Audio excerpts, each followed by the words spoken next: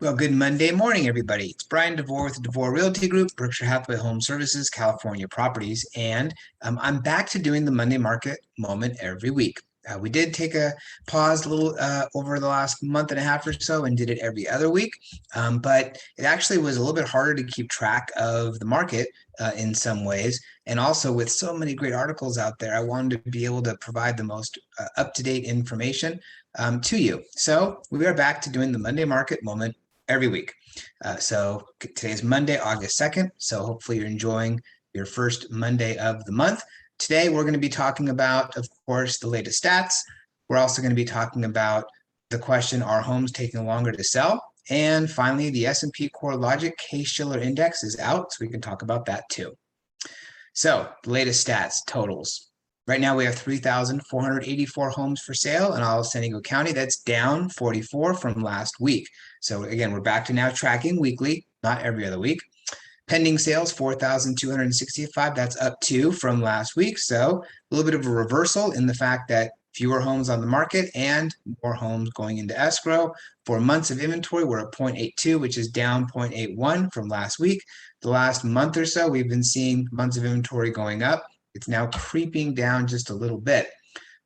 Since last week, new actives, 1,014. I don't have the stat for the difference between last week and this week because we didn't have it. So the numbers weren't syncing because of the fact that it was every other week at that point. So going forward, we'll keep track of the difference between last week and this week. New pendings, 716. So in the last week, we saw 1,014 homes come on the market and 716 homes go into escrow. Pendings listed within the last week, 34. That's only 5%. So if you recall, when we were tracking how many homes were going into escrow that had been listed within the last week, when we were tracking that before we went to every other week, it was around 10 to 13%. Now it's only 5%. It's only 5% of the homes that listed in the last week are in escrow. So does that mean homes are taking longer to sell? It very well could be. So I took a look to see how many homes pendings listed within the last 2 weeks. There were 371 that went into escrow. So it's good to see that homes are still selling pretty quickly, but they might be taking a little bit longer to sell. Maybe not as many are selling in the first week. Maybe it's taking 2-3 weeks to sell. We'll keep track of that. New closed sales, 600 in the last week. Median list price, $732,500. That's a little bit of a slip to $7,500. Median sales price, $749,000. That's down $16,000. So we track that. It bounces around a little bit, but we're still seeing median sales price above median list price. So here's our graph. And again, we had been over the last month and a half or so tracking every other week. So now we can see new actives, pendings, and sold quite a bit lower because it's a 1 week period of time, not 2 weeks. So we can see the actives, pendings, and closed sales. And then prices over the last week, median list price and median sales price, fairly similar to what it was the week before. So the S&P Corelogic Case-Shiller Index, I like this index. It's used nationwide.